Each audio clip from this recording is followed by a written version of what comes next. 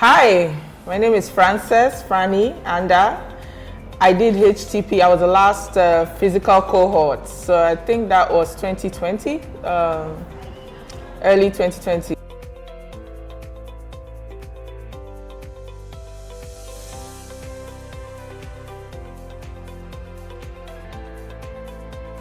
Oh my, I facilitated about 8 times.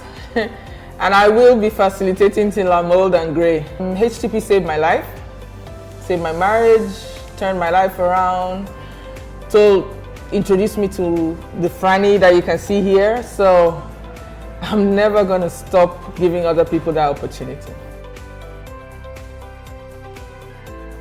A revival group facilitator is a general that trains soldiers to be generals. So in the end, we're all soldiers, but this time you take soldiers of God, put them in like a boot camp, you guide them, you show them the way to move to the next level. HTP has an expected result. You facilitate that result. For instance, if you would like people to prophesy, you need to prophesy to them. You need to demonstrate to them what prophecy looks like. If you would like people to pray, you need to pray with them, you need to pray for them. So for me as a facilitator, what it actually is it's like a team at work. You know, you will give at least 2 hours a day to being a facilitator. Praying, preparing. Those people that facilitated with me, we have tables for everything. We're allocated different things to do. So you are praying, you're preparing, at least you spend like 2 hours a day. You're reviewing assignments through the eyes of the Holy Spirit. So not just to get things right or wrong, but to foster transformation. You are praying with a goal of documenting what the Spirit is saying about the person. So at least 2 hours a day, you are invested in achieving some of the hosting the present course results. Then once a week, you're going to meet with our lead general, and you will receive directions for the week, directions for the cohort. I would advise you to also meet with your co-facilitator and build a bond. There's a reason why Jesus met with his disciples separately. Meet with your co-facilitator, build a bond, pray for each other, grow, so that you can give what you have. Then you will need to meet with them at least once a week.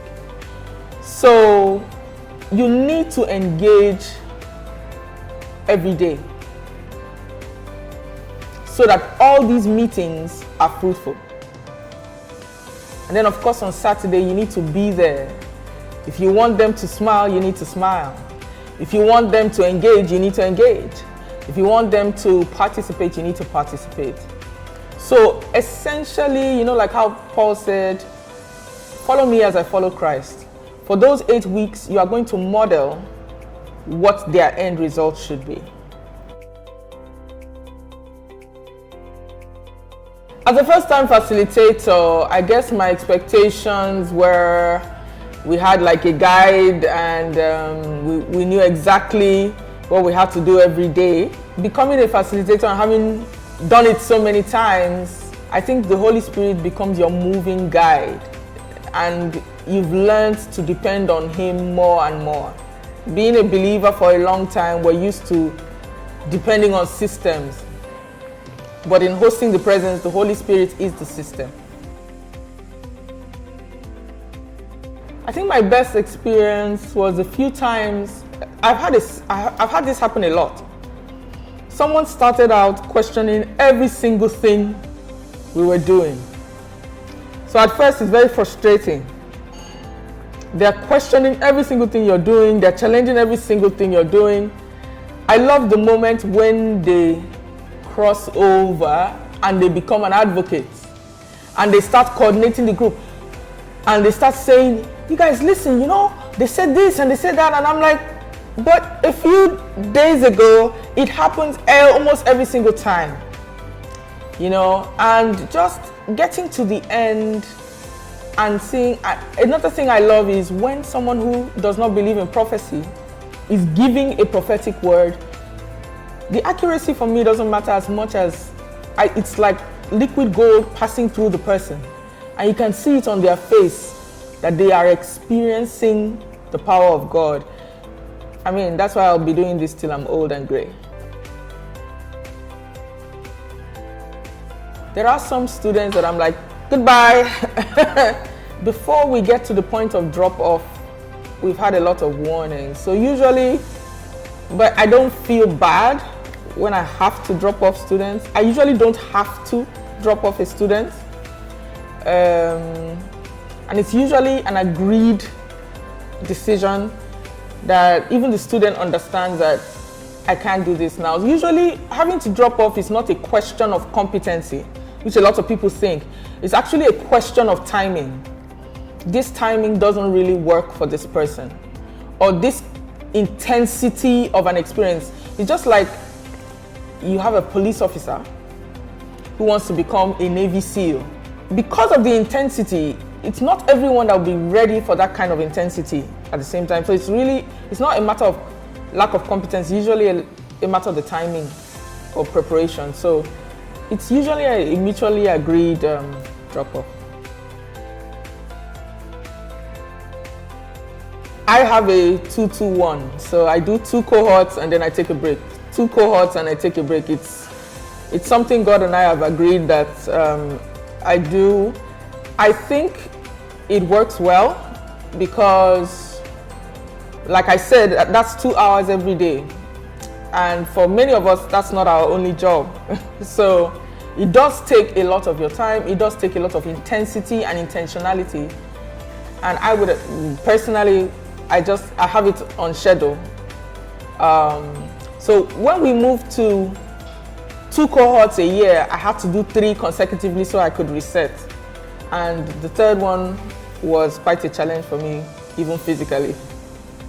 So I do 2 and I take a break. I do 2 and I take a break. So I'm an evangelist. I make friendships by force. So I would have said Pastor Ebon, I would have liked for her to facilitate me, but I didn't wait for that.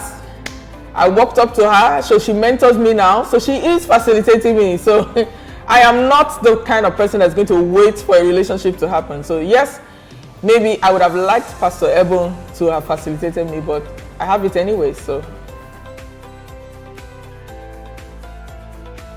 Hajara comes to mind, maybe just because she's my friend, I'd like to spend time with her.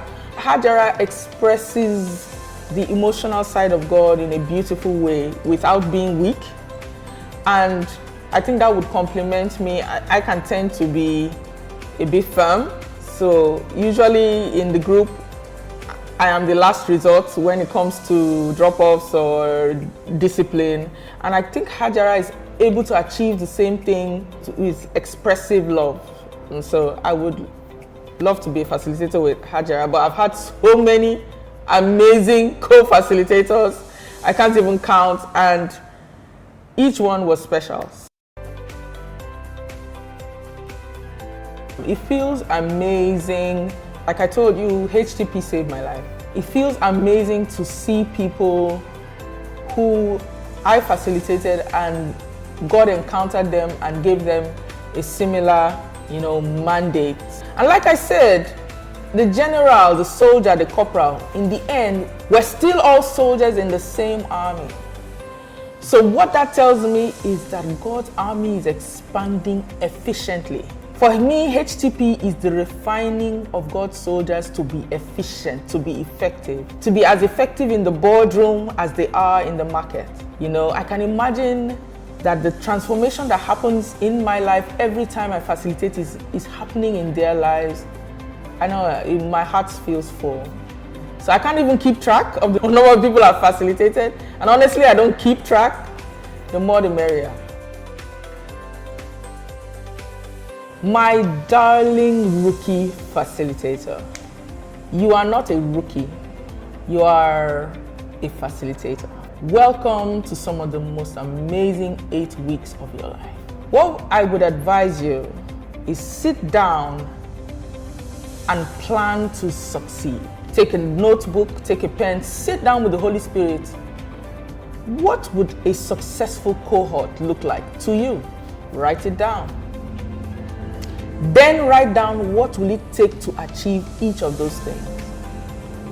You may need an Excel sheet to log assignment marking. You may need a time where you pray for each person and document prophetic words.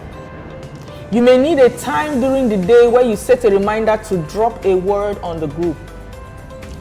The Holy Spirit, the General himself, will give you a strategy to achieve. Don't look to the left. Don't look to the right. You are on the path for success. The bread and the fish multiplied in the disciples' hands, not in Jesus' hands. Look at your hands. The bread and fish is multiplying there. Congratulations.